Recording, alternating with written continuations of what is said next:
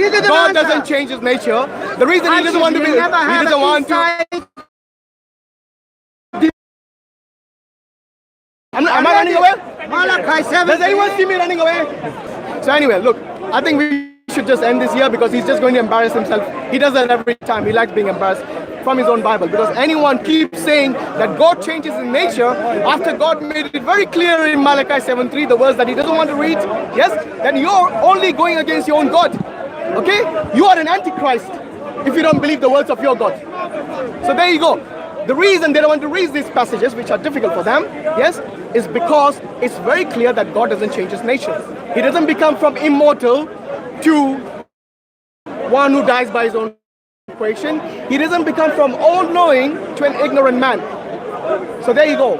Anyone who tries to change the nature of God, they will only embarrass themselves, plus they will be blaspheming God Almighty.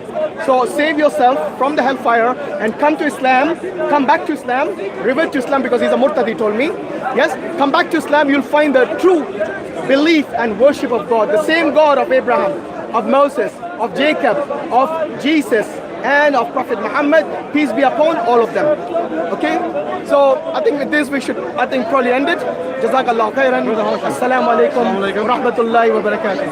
I'm all the way from Manchester watching YouTube. Oh, mashallah. I just want to take a picture with you if you don't mind. Yeah, sure. To be a, yeah, we're done. Welcome.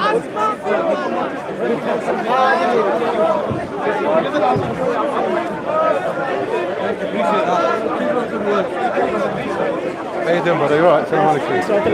Yeah, man, you alright, bro?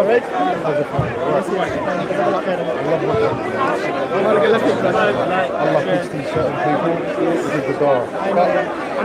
Try our best. But the thing is sometimes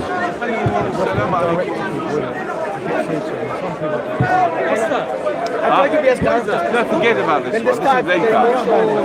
this is my country. No, forget about it. Where are you from? Don't use your mind. Many people told me not to use the mind, you know. I mean, how I wanted to have a debate with Hamza. I want to answer to Hamza. In fact, this apologize to him. You know, in the Bible, and then it says, explain why I did with all your heart and with all your mind. Who's Hamza? Hamza, the ginger person. Oh, it's not here. It's not here. Because they filmed me without my consent. I'm agnostic. Okay. Because of you guys, I decided that if I was ever going to go religion, clearly Islam would be the one, because it's... You should actually look into Islam. Have you looked into it? For me, there's what happens, like, I'm open-minded to everything. Which is good, isn't it? Because you can research, isn't The it? reason I didn't read the Bible in that was because I see a lot of people getting dragged in by stuff, and I'm thinking, well, you know how they do it with the news, with everything that his mind can tell. So when I start thinking about picking up them sort of books, I'm thinking, oh, be careful, Mark. But I mean, I'm quite happy. I kind of believe in everybody's God. I kind of believe there's, you know, when you say things like everything's made out of something, then I say, well, if that's the case, then how was God made? I'm sure you get that a lot, right? That's a good question. It's a logical question which people do ask. But you see, I'll approach you from not a religious point of view, but from a point of view of a neutral, logical, deductive argument, rather than using religious argument that, oh, because the Quran says so, you must believe it. I know it doesn't work like that. That would be a circular reasoning in your case. So what I would say is that if you look around, yes, everything is made of something. And then you ask the question, what is God made of? Okay, first and foremost, God by definition is the uncreated and uncaused cause. Okay, so everything has a cause. Everything that begins to exist has a cause. Because God did not begin to exist, God always is existing, is eternal. So that question doesn't apply to him. Okay, I don't know if that answers your question. But in a nutshell, you're saying God was always there. Exactly, he's eternal by definition, yes. But I still say it, even though you say that, I still go. No, it doesn't, because if something is eternal, something always existed, then it doesn't have a beginning. And because God doesn't have a beginning, there is no question of who created it. That's the bit where I'm sort of like, I mean, forget God for a minute. Take the universe, for example. Do you think the universe, someone created the universe, or did it come into existence by itself? I wouldn't, you know, I don't have space It's now. one of them, isn't it? That if someone created the universe, then there must be a God. Yeah, give it to Jazak. Is it okay if I plug a mic on you because Yeah, sure. I'm running out of space, and you need one anyway. Yeah, just plug. So if someone made the universe, then there would probably have to be a God. No, before we even indulge into that, what about the universe itself? Where did it come from? So as an agnostic, if somebody asked you that question, how would you respond? I mean, as an agnostic, I respond, well, there's lots of theories from different people, whether it... You looked into Big Bang? No. I don't admit to anything, so I don't know. Anyway, what we know is that the universe, based on most scientists, they believe that the universe has an age of something like just under 14 billion years. Yes? That means that it had a beginning. Yes? We also know that the universe is expanding. Who said it's 14 billion years, and how do they know that? Oh, I think they know by the radiation and so on. So you know, by radiation they can tell the age of certain things. I'm not a big history believer. Well, this is science. This is science, Yes. which science history, right? Well, Still, yeah. So I'm not a scientist I know science either, might but say today, but there are certain basic things which I do know. I mean, I tend to make mistakes, and I hope people correct me if I make mistakes. it's like on the TV, yeah? If you look at an expert scientist, where I assume these people are saying, and that we automatically assume the scientist knows, but we realise later on that obviously scientists quite often get a shitload wrong, or they're just lying. No, you're absolutely right. For But the scientists themselves say that what they say is not written in stone. No. So this theory is a theory of the Big Bang, the theory of evolution. So these are all hypotheses, which then go through peer reviews and so on. And then we have several models of the universe, not just the Big Bang theory, by the way. They have maybe 7 or 8 other models or something. And they say that maybe this Big Bang theory is one of the most acceptable. They don't say it's never going to change.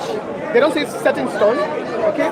But they say from all the other models out there, and from the research that we have done, we believe this to be the strongest model to our knowledge so far, okay?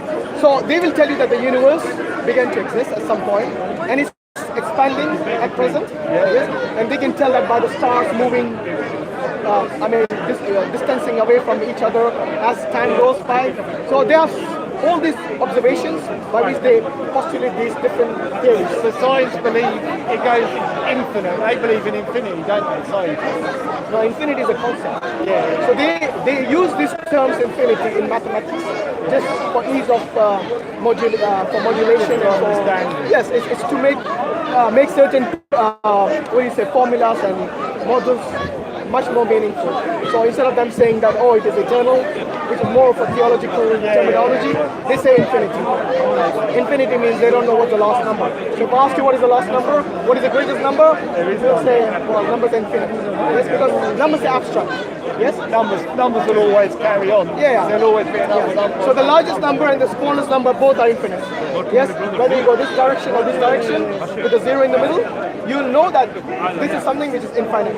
For us to better understand this in a language, we use the term infinite so that we can all be on the same page. So it's for ease of understanding. So now going back to our question, what created God? I told you God by definition. You see, in order for the universe to exist, it needs a creator, it needs someone to bring it into existence. So in the Quran, Allah says about human beings that Allah asks us a hypothetical question. Who created you? Yes? Did you create yourself? Yes? Or were you created from nothing? Or did Allah create you? That means did someone create you? So now when I ask you, did you create yourself? Obviously you say no. If I told you did, you come from nothing, again you'll say no. Because nothing cannot give rise to something in any logical, scientific method of understanding, yes? Because nothing means the absence of everything. Nothing doesn't even exist. If something doesn't exist, how can it bring into existence something that does exist? So our reality exists, yes? Now this reality, for example, your consciousness is something which is immaterial. You cannot observe it under a microscope. Your consciousness, yes? You know you're alive. You are able to perceive the reality around you. You are able to perceive that you yourself exist. Now this comes from, it doesn't come from anything other than your consciousness. Now, the scientists call this the hard problem of consciousness. That means they cannot fathom what it is. Because you see, science is limited in its ability to understand things which are metaphysical. Physical, yes, they'll tell you how, they'll explain things, how things come into being. But what they're not good at is something that they cannot observe, yes. And these things are consciousness. And within consciousness, there are things like your for example, your emotions. We say it's the soul. Yes, as people of who believe in theology, we use the term soul. So your soul, everything is intrinsic to this. Your emotions, your ability to think, your intellect, your consciousness, all this. All this is the thing. And none of this, for example, if you ask a scientist, whom do you love more, your girlfriend or your mother? They won't be able to measure that, will they? Neither can they say, oh, you love them equally, because your love for your mom is different to that of your spouse or your girlfriend or whatever it is, yeah? Now, the reason I'm mentioning these metaphysical things is to highlight the fact that science has limitations. What are its limitations? It can only observe and measure things which are material. We call it this naturalistic belief. It's kind of a belief, yes. There are certain things that you have to believe, even though it might be like, for example, what happened, when did time originate and all these things, yeah? They say it happened at the Big Bang. Beyond that, we don't know what it is. So sometimes they speculate, yes? Sorry, before the Big Bang, there's something about blank time. I don't want to go into those details. But they know that it had a beginning at some point. There was a point, they call it the singularity, at which this time began to exist, space began to exist, and then Big Bang came into, basically happened, and so on. So you see, these limitations of science, trying to decipher the metaphysical, is beyond its scope. Because they cannot, if you cannot observe something, you cannot postulate anything. You cannot have any sort of hypothesis or any models or anything. And there are two other things which are very important in science. Without that, science is handicapped. Time and space. So you see, beyond the Big Bang, yes, because they don't have these two key factors, space and time. And without knowing these two, they cannot have any sort of formulas or hypotheses or theories or whatever. We believe that God Himself created both time and space, in the sense that it is something which is in His control. Yes? Now, the reason I'm bringing you back to God is because that is where we enter the metaphysical realm, which science has no scope, no way. Basically, there's a boundary between them and the metaphysical. And all these things, things within yourself, they cannot observe. Things within themselves, like consciousness, they cannot tell you what it is. That alone in the cosmos, which is very far away. You see what I mean? So, if they cannot even tell you and determine what actually,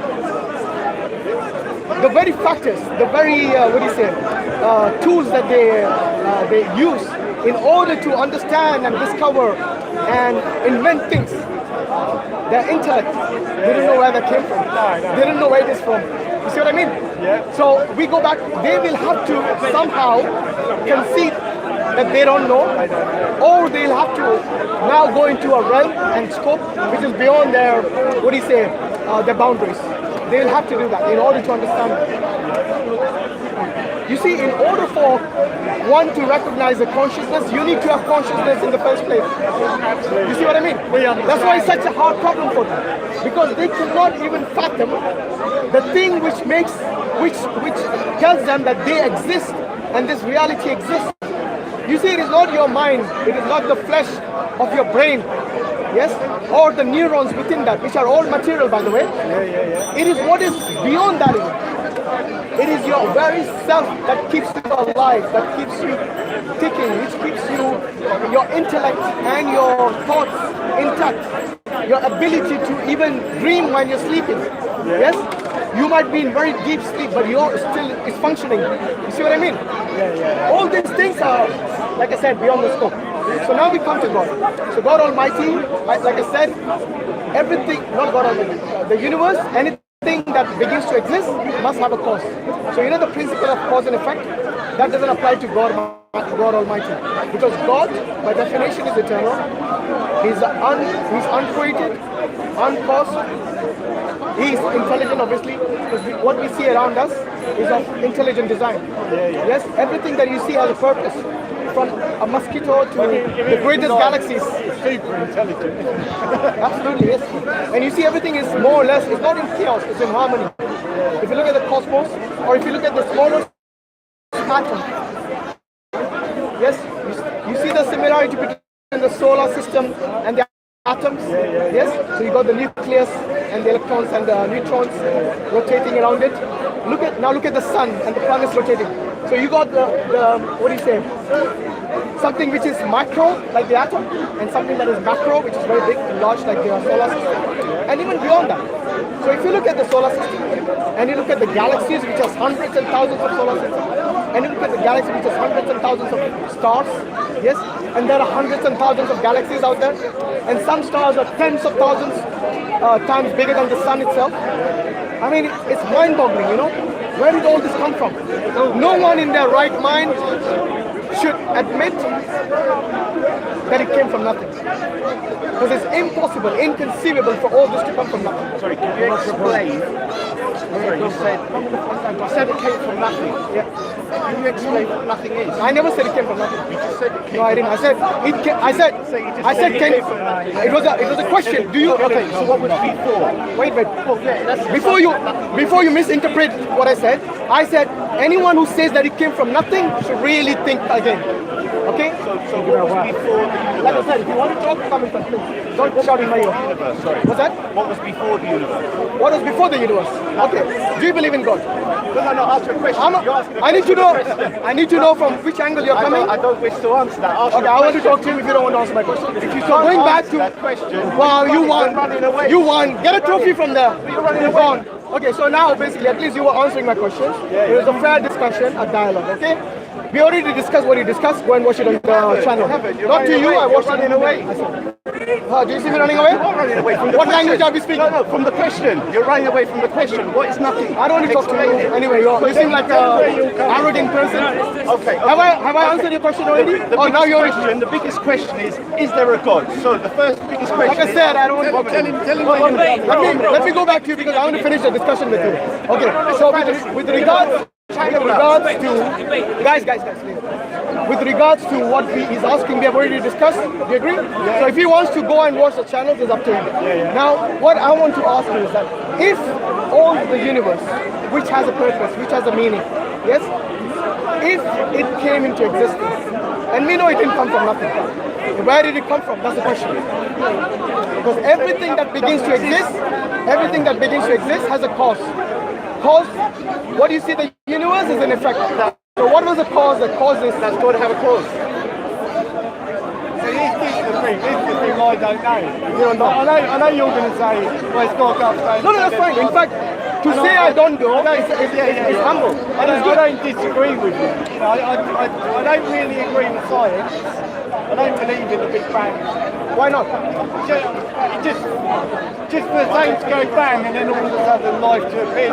It wasn't all of a sudden. It took billions of years. Billions of years. Yeah, For it all to come together and then. So for life itself to form, according to them, it took billions of years. I guess there must be some kind of life form to make one. Exactly.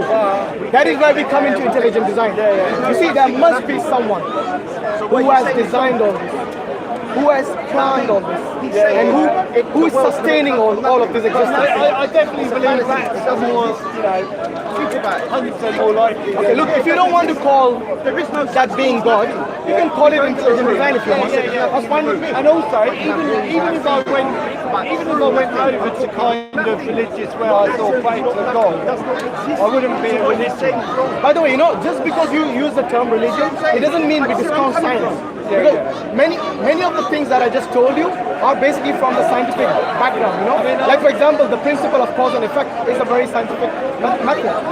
Things like all these things come into existence from nothing is not scientific. You see? The way I look at religion is it's obviously a cult, right? Sorry, it is what? The dictionary definition is cult. It's not a cult. Because a cult is very different. A cult is where you just follow blindly. A leader. It's not like that in religion. You see, in the Quran, Allah tells us... The Christian religion. Yeah, I know that's your background, so maybe you're using Sorry, that. Christian. Please do not judge all religions based on your background. No. I've looked at all the religions, and like I said at the beginning, the one that makes the most sense is Islam. Alhamdulillah. Yeah, without doubt. That's why you should look. What is important is the fact that you have looked into it. Yeah. You have an open mind and you researched it. I haven't read all the books. That's fine. That's fine. You know, there is something we call the fitrah, which is a natural disposition. So, for a human being, we are programmed to know this intelligent design, this designer, this being who we call God. Yeah. We know that there is something greater out there, which is the cause of all these things. The cause of life, the cause of the universe, the cause of everything that you know, yes, which we call the creation of God. What you have, you are employing that faculty of yours called the fitrah. By that you said that makes sense. Because you see, what doesn't make sense is for an atheist to assert that it came from nothing. Because an atheist who makes that assertion doesn't know what nothing means. I used to call myself an atheist, and then I realised, you know what? I don't not believe in a God. I don't not believe in that. I'm still just completely open-minded. You're on the fence. Yeah. I'm not. You know. But I don't think you should be. Fence, you should make up your mind at some point. I kind of make my own things up as well. Like, our souls all come together, and we are gods. Absolutely. That kind of I mean, look, if you look at every organ of yours, every theory is nuts in a way, isn't it? Remember I told you earlier, there are many things that the scientists cannot solve, which is within themselves, like consciousness. They won't be able to tell you where it came from. You see, so any atheist, doesn't matter how knowledgeable he or she is, they will not be able to decipher what consciousness is. The reason is that because it's beyond the scope. It is something which is immaterial. So from a naturalistic perspective, it is very difficult for them to fathom something which is immaterial. So what I'm saying is that if you look at everything within yourself, not only consciousness, look at your eyes, look at your heart, look at the organs within your body. They all function as a unit, as one system, sorry, not a unit, as one system. And this system ticks along without anyone exerting any sort of power or energy that we see. You see what I mean? So if a scientist or mechanic builds any machinery, they'll have to maintain it. Yes? And it has a period of expiry when it basically dies down. Similarly, we do have expiry dates as well. So whether you're atheist, agnostic, a believer in God, that is one fact no one can deny, that everyone is going to die. No one can deny that. Whether you're a believer in God or disbeliever in God. This is one fact, everyone has to agree. So the question to you, sorry, I didn't put your name, Mark. Mark, I'm Hashim, by the way. Yeah? Nice talking to you. So Mark, have you ever thought about what happens to you after you die? I mean, everyone thinks about that sometimes, don't they? So what did you conclude from your analysis or your thinking? One idea is that another thing about like us all being sort of God and when we come together is maybe all of us being, you know, all of humanity. When our souls sort of come together, we are God. No, we are not. This is just my own kind of idea. I'm surprised an agnostic person believes Like in this, so all our souls, like there's God in us all. I kind of sort of believe as well. I kind of believe that maybe all animal life, you know, maybe everything. I don't know. Have you been looking into Buddhism as well? No, I just do a general focus on everything. Because you know that is one of the things that the Muslims don't believe. We don't believe that any creation, whether it is human in flesh or as a soul, will become God one day. No. God is not the creation. That is a clear distinction between the two. God's complete. So one is a creator, God Almighty, and everyone else is a creation. But to me, obviously, I'm just Mark. Yeah, fair enough. And I thought that, and I thought, well, maybe one God, maybe this. Like, so you think when you die, the souls are going to unite somehow? No. I think that when we die, maybe I don't really actually believe it, but it's one of my kind of ideas. Fair enough. Maybe we come back to Earth. Okay. And Earth is heaven and hell, and at the moment it's hell because us lot keep just allowing the banking scum to rule us and keep us in hell. And one day, eventually, we'll come back where hopefully we'll all get together, which hopefully we're kind of doing now with Speaks Corner. I think more and more people are waking up to the real world, and all the lies we've just been fed through propaganda media. I understand where you're coming from. So trust me. So maybe we come back. If you knew anything about hell, maybe we keep this wouldn't be. If this is hell, then you don't know the real hell. No. But by the way, you're right. Life can be quite difficult. Some people can go through hell, like the saying goes. However, we believe that life after death, there is a life after death. So once you breathe your last, that is not the end of it. In fact, that is the beginning of the end. Oh, sorry, there won't be an end. But that is the beginning of the new life. In other words, there'll be a day of judgment. And do you know why the people who believe in God emphasize on the term judgment? Because you see, in this life, there are many people, like you said, or you alluded to, go through hell. Yes, you're right. So people who were gassed by Hitler, they went through hell. I don't believe that. Well, that's a different thing. That's a different thing. But what I meant is there are people who are oppressing. Just to be clear, 1917 Balfour Declaration says to me that somebody knew that Jews from Europe would happily leave Europe and run to a country that's not there anymore. Okay, we're going into a different topic now. What I'm saying is that there are people who oppress, and there are people who are oppressed. So on the day of judgment, the ones who are oppressing, who might have got away freely in this world, because there are many drug lords out there, and they live a very comfortable life. They might have big villas with swimming pools and lots of people serving them, yes? And one day they die. And those people who are their victims, that means those children and the men and the women who might have fallen victim to their oppression, or maybe their product, the drugs that they have taken, whatever it is, yes? They are the ones who will be suffering all throughout their life. But that man who was basically the dawn, who was the one who was... I will Bye-bye.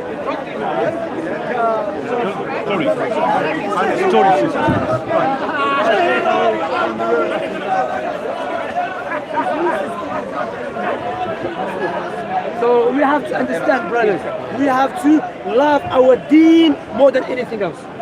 As for loving personality, this brother, why, Akhi, the reason we come to Speakers Corner, all of us, all the brothers here, the reason they come to Speakers Corner, debate with the Christians, because they tell them your religion has not been preserved. Why? Because in the beginning, they had never had this knowledge of clarifying the truth and refusing the falsehood, even if a Christian man does it. But the Muslims, from the time of the companions, when some Muslims start going diverted from the truth, Sahaba start speaking openly against them. Why? Because they cared about the deen. But now, some people, they care about unity, even if you go clearly against the Quran.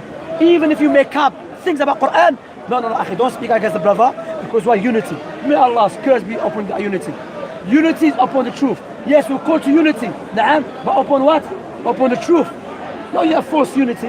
Sheikh Al-Uthaymeen, akhi, clearly said, no, you should not unite with people falsehood. Why? Because if we unite with the Rafida, unite with the Mu'tazila, with the Ikhwan, a person must say from the non-Muslims, you believe such and such. Tell him, no, it's not me. Say, yeah, but your brother believes such and such, and you with him. You see? Naam, you believe Ali control everything. I'm not believing. Yeah, but you're Rafida and you never refute them. So you agree with them. That's what Allah said in the Quran. وَقَالَتِ الْيَهُودُ يَدُ اللَّهِ مَغْلُولَةً غُلَّتْ أَيْدِيهِمْ وَلُعِنُوا بِمَا قَالُوا. The Yahud said Allah's hand is stinging. Allah said, لُعِنُوا, may Allah's curse be upon them. Even though those Yahud in Medina, not all of them said it. There were few of them said it, or one of them. But because the rest of them never negated it and never freed themselves from it, Allah generalized them. Same as the Sabt. Huh? Same as the Sabt. Accepting it, yeah. Accept. Yeah, naam, the story of the Sabt, naam. When Allah destroyed them, naam, He sent them to monkeys and the pigs. And by the way, some people say you believe Jewish people are monkeys. No. that was a specific event happened in the history. Now, and Ibn Abbas said those generation, no one came from them. They became distinct. Or extinct. Yeah, that's it. So, alhamdulillah, wallahi learn. And I always advise my brothers and sisters all the time, study your deen. Naam, and now, ikhwa, wallahi, deen become more entertainment on YouTube. Now it's hard for someone to open a book and read from the cover to cover. No, he wants to watch 2 minutes, someone make joking about Islam. Naam, someone reading a ruqya on a non-Muslim woman. That's not the deen. Learn, study, all of us have to learn our deen. Naam, now anyone can open a YouTube channel and becomes a sheikh. No, you have to fear Allah subhanahu wa ta'ala and make sure you take knowledge from the correct people. And I said it to many brothers. Some people are coming to speakers corner debating with the Christians, hiding behind that when they have dangerous aqidah. You see, they have dangerous aqidah, but they don't want to speak openly, so they hide behind what? Debating the Christians. Why? Because the Muslim layman, they love seeing Islam overpowering disbelief. Understand? But you have to be careful. You see what I'm saying? So we are, all of us, when you study and you learn, it will come clear to you who's upon the truth, who is not. Ikhwa, the Messenger of Allah start talking about Abu Lahab's wife. The reason Allah mentioned Abu Lahab's wife in the Quran, why? Because she wants to kill Prophet Muhammad. He never said she was short, she had many husbands. No. Did Allah talk about Abu Jahl? He had many wives? Or he was married and divorced? No. That's not the way to feed people falsehood. Allah, look, I'll give you fa'idah, benefits. The prophets and messengers came with 4 things. With the tawheed. Na'am, calling to Allah subhanahu wa ta'ala. Na'am, wa'budu rabbakum. And to obey the messenger. Na'am, and what? To fear Allah subhanahu wa ta'ala. Wa'budu rabbakum. Na'am, to believe in Allah, to warn against shirk. So to believe in Allah, to warn against the shirk, na'am, and to obey the messenger, and to fear Allah subhanahu wa ta'ala. No, astaghfirullah. And istighfar. Na'am, tawheed and warn against shirk. Na'am, obey the messenger, and to fear Allah, and istighfar, seeking forgiveness. That's 4 things, 4 masail. 4 issues the prophets and messengers came with. So, 4 issues. Calling tawheed, not talking about people's wives. They got divorced, they got married. How many times they got divorced? No. They call to Allah, warn against shirk. But people falsehood, they're like the Rafida. What is the da'wah? Aisha committed fornication. Uthman ibn Affan, he used to hide his friends. That's the da'wah. So my brothers, Allah give you aql. Utilize and analyze Muhammad Hijab, Ali Da'wah, Shamsi, Hisham, Mansur, everyone analyze them. Everyone, not just the brothers here, even the people that give da'wah online, analyze them. What is their da'wah? Let's see. Does Allah give us what? This brother, mashallah, according to Quran, Sunnah, doesn't know speak about people's wives. Clearly from Quran, Sunnah. Alhamdulillah. Wallah, I noticed, become entertainment.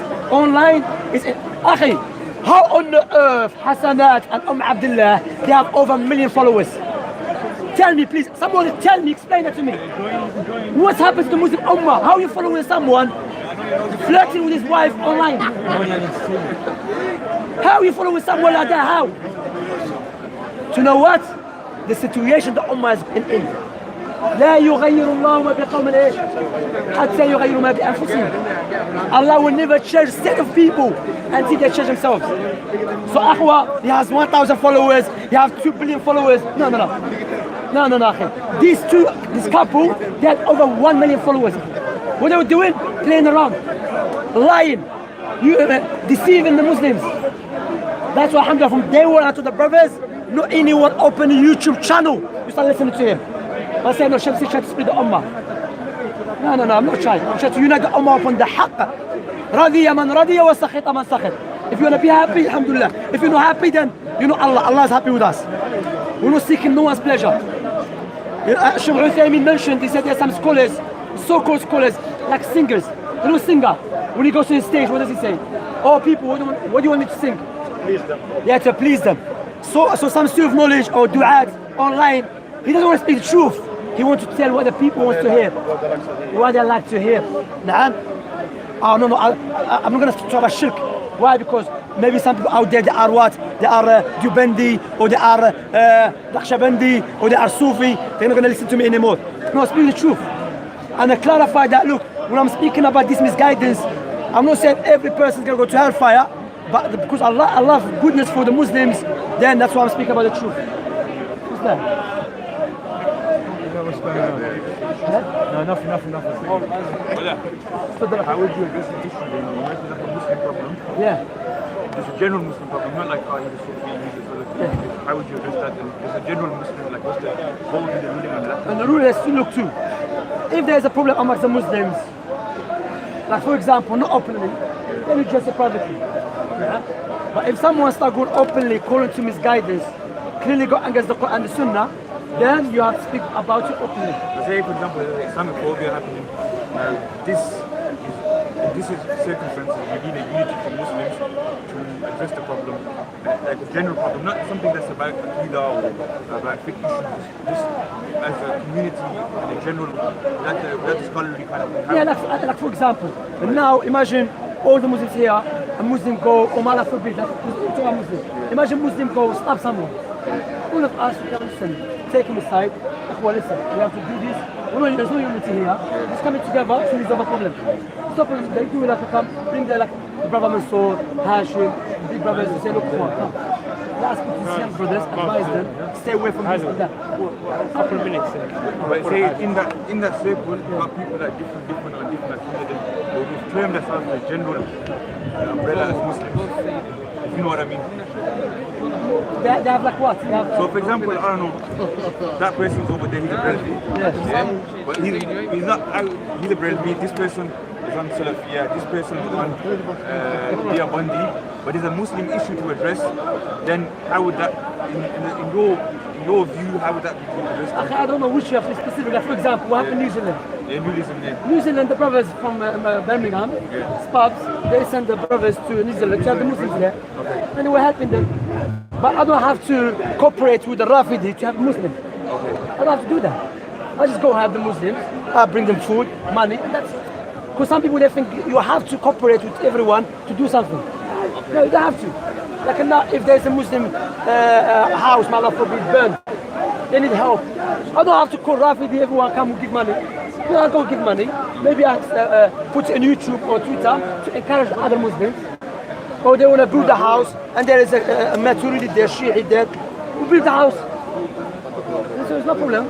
But I don't know which one you're talking about because now our time to have someone, you don't need to go to Rafidi or Maturidi to come together to have someone. But in the Muslim countries, it happens when you have this Maturidi, Sufi, Salafi coming together. Why? Because there's a leader there. And the leader's bringing them and they say, you know what, you have to do this. Understand?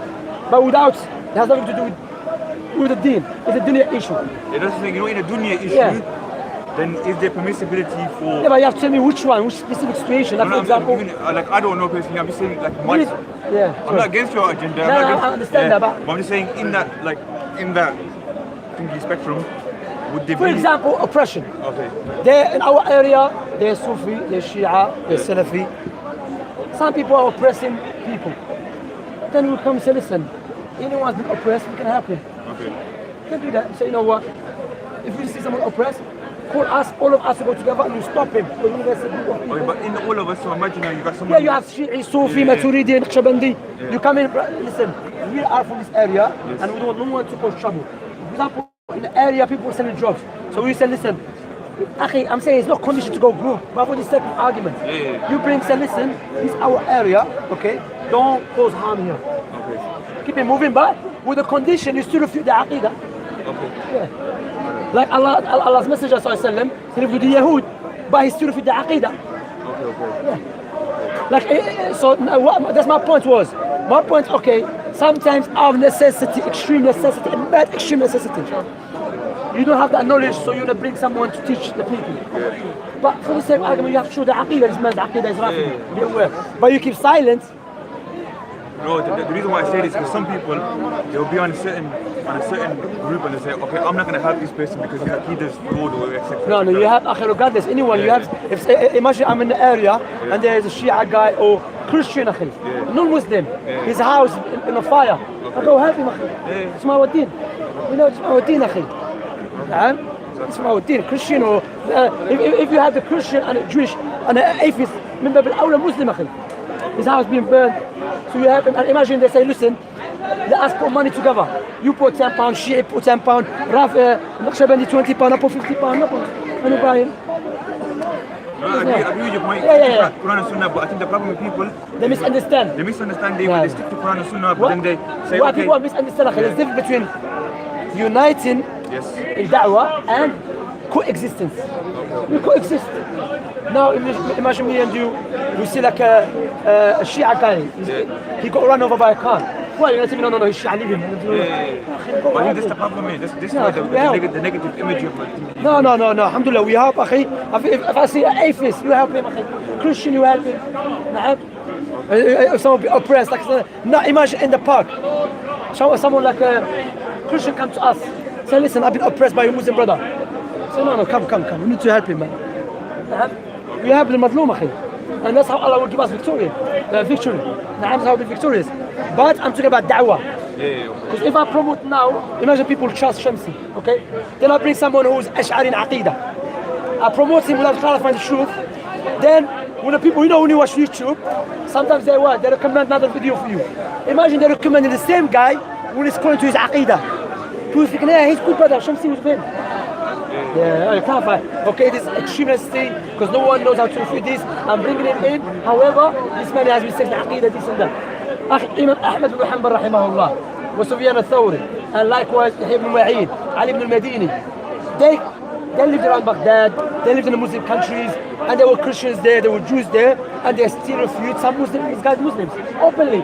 They never said, no, let us keep quiet because the Christians are nothing. No. Allah mentioned you are the best. كنتم خير أمة أخرجت للناس. You're the best ummah that brought out to the people. Why? Because you enjoy good and forbid evil. See, but imagine a Muslim brother doing sin. You advise him, you be merciful to him. Even a layman, like a layman Shia, a layman Sufi, a layman Maturidi, you speak to him nicely. Respect, take care of him, advise him, show him, be merciful to him, understand?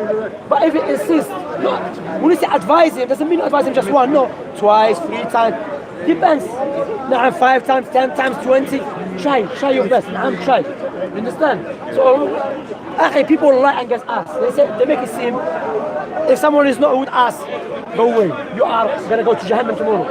So like that. And these guys, me personally, advise them privately when they made mistakes. When one of them said, if I was alive at the time of Muawiyah, I would be fighting with Ali against Muawiyah. That's not the speech of Ahl Sunnah. No, we say, Alhamdulillah, Allah saved our hands from it, let us save our tongue from it. May Allah please them all and may Allah forgive them. Sahaba, how are you going to say, I'm going to take one side? There were Sahaba there, over thousands, and they never got involved in that fitna because they knew it was a fitna. But you say if you were there, you would fight against Muawiyah and Nabi. So what? They are refuting openly. No, I advise them privately. I told you, I sent it to him. My point is being basically. But my point basically was, I understand, the problem with people when they get into Quran and Sunnah, upon that, they get like, okay, I'm not going to talk to this person, I'm not going to talk to that person. They go to extreme. Yeah, they go overboard in it. Sahih. And this is the reason why people that go towards Quran and Sunnah, they get a bad label. Sahih. They figure you're too extreme, you don't want to interact with no one. Or there's a difference of opinion, then it's like, okay, you follow that opinion, I follow that, and you split. That's a good point to mention, Akhi. That's a good point to mention. About different opinions. If there's different opinions in the fiqh issues, okay? If you have a proof and I have a proof, that there's a sect called Haddadiyah. This sect is known that they will love and hate for the opinion of their scholars. No, but if your opinion is not based upon proof, and my opinion clearly based upon nothing, there is upon me to find the truth. Otherwise, I become mu'anid. I become someone who's mu'arib. Someone who goes against Allah and His Messenger. You understand? Makes sense. Barakallah.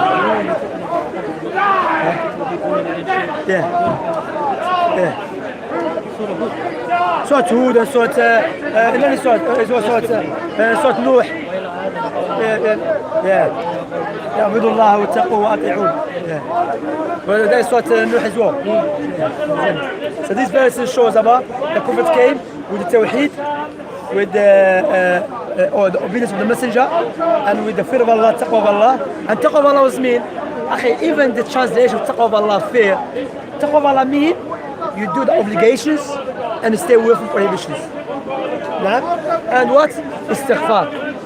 Especially istighfar is very important. Allah mentioned in Surah Al-Anfal that He will not destroy the people of Quraysh if they were seeking forgiveness. So the ulama said, if you commit sin, say astaghfirullah, astaghfar, astaghfar. The punishment you'll be safe from the punishment, inshallah. Barakallahu fikum. The Quran lies.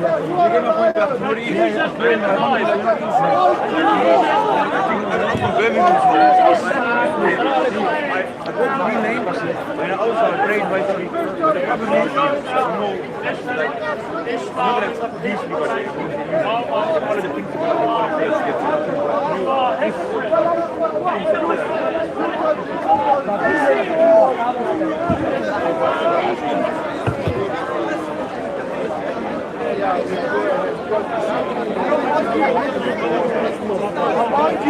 before you go. What he was telling me is the real question.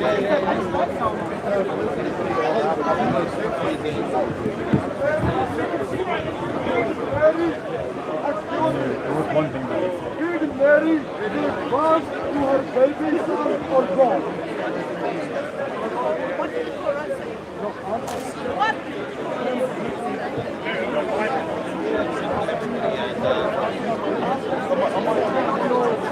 Why they're even trying, because in your life I want you not to believe that this transit is your last destination. So prepare for the real destination and try to pack what you can for this transit and for this life. And make way. Make preparation for the afterlife.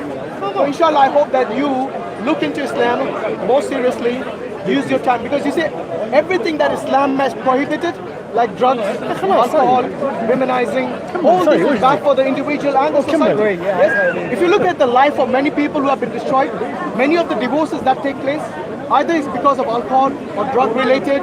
Yes, and this is the same case. If you look at people in this country and other countries, that their lives have been destroyed, the family lives have been destroyed, is because of vices like this. And you see, the reason Islam says that there is little benefit in things like alcohol, but the bad things about it, the harm outweighs the benefits. I like the respect, I know people like, the gammon all try and use disrespect on women. And Islam's completely different, whereas they respect the women. Absolutely, It's far more respectful than ours. And it never used to be like that, It never used to be like that. If you look at Arabia, during the time of the Prophet Saudi Arabia is more Zionist. No, not even Saudi Arabia. This is long time, 1400 years before even Saudi Arabia was founded, long time ago. So what I'm saying is that if you look at the time of that period, they used to disrespect women so much that when a girl used to be born, they used to be so harsh, they used to bury it alive.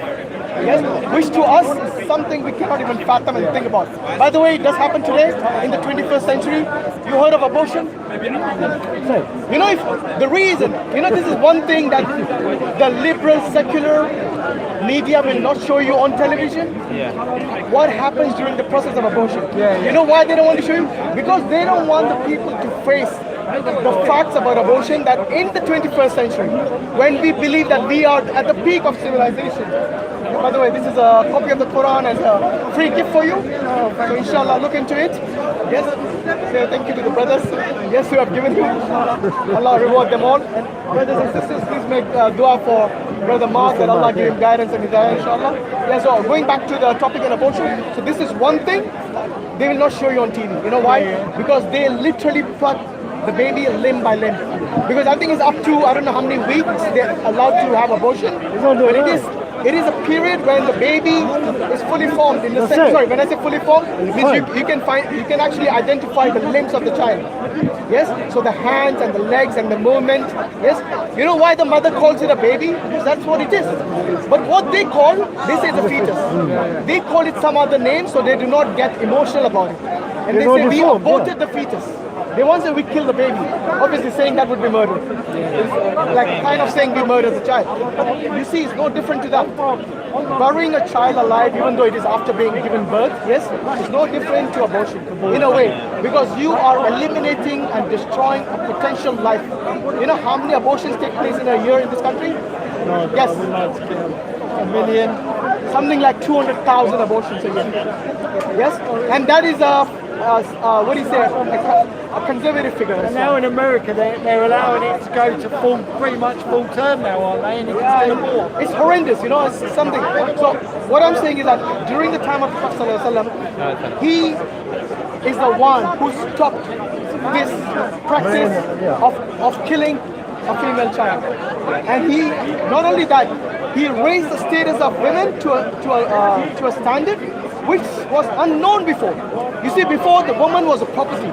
So if you look at some of the previous scriptures, well, I don't know if it's something that they changed within the scriptures, but basically the property which was inherited by the people, the women used to be a part of it. So for example, if the husband dies, automatically his brother takes possession of the wife.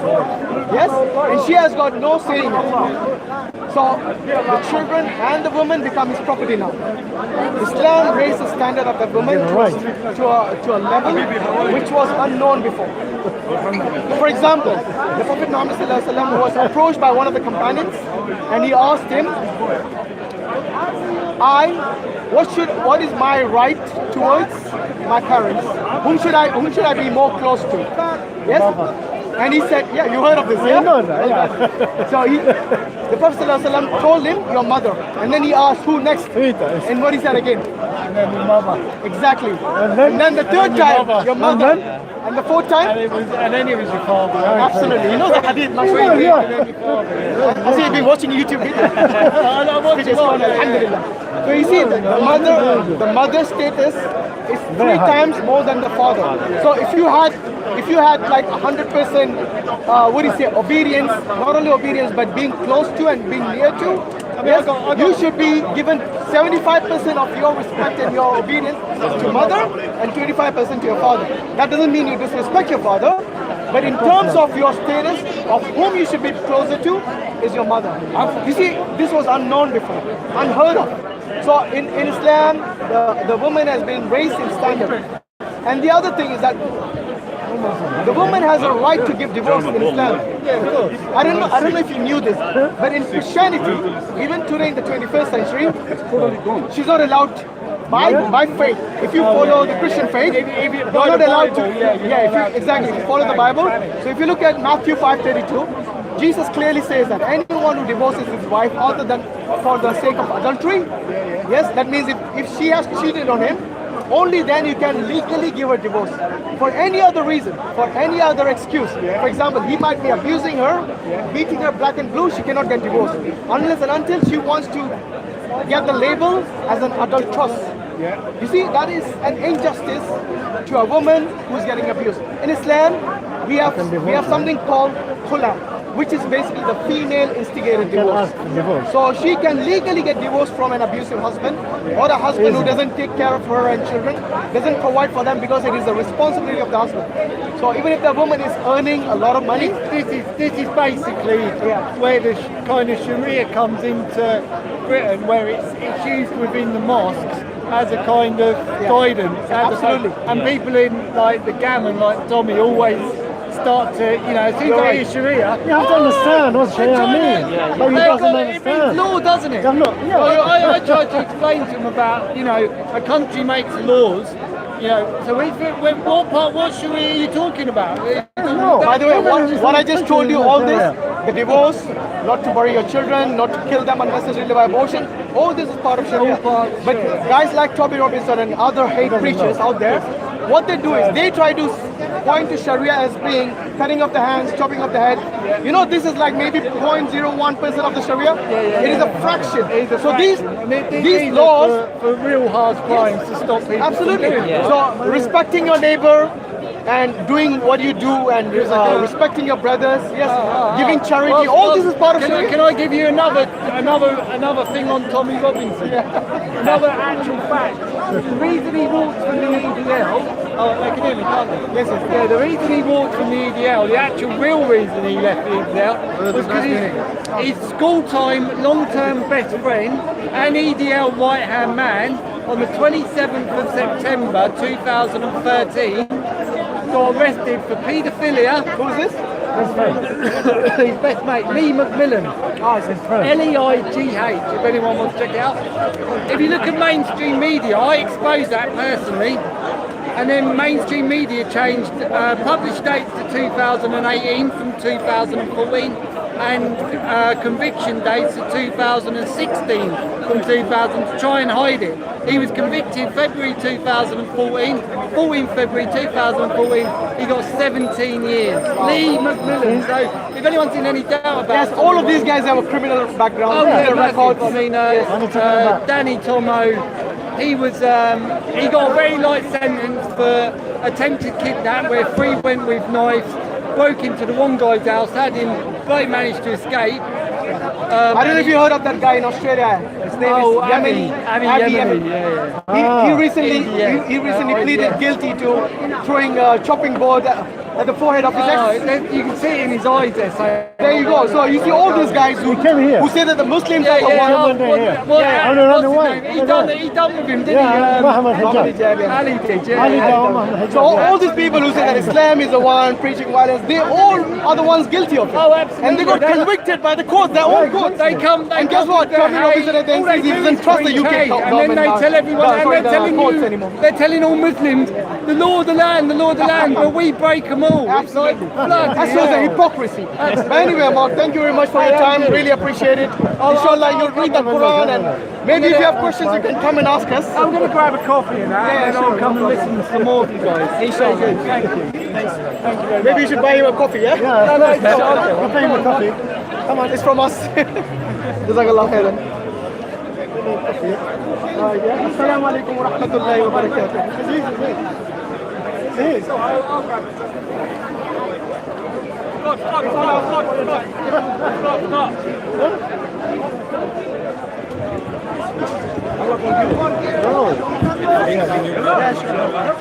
Oh, sorry.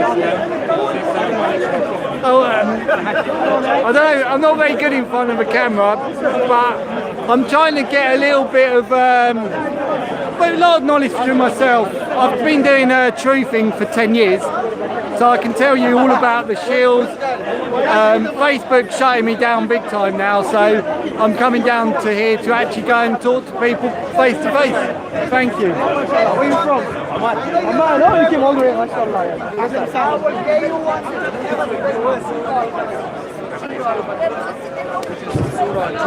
mashallah.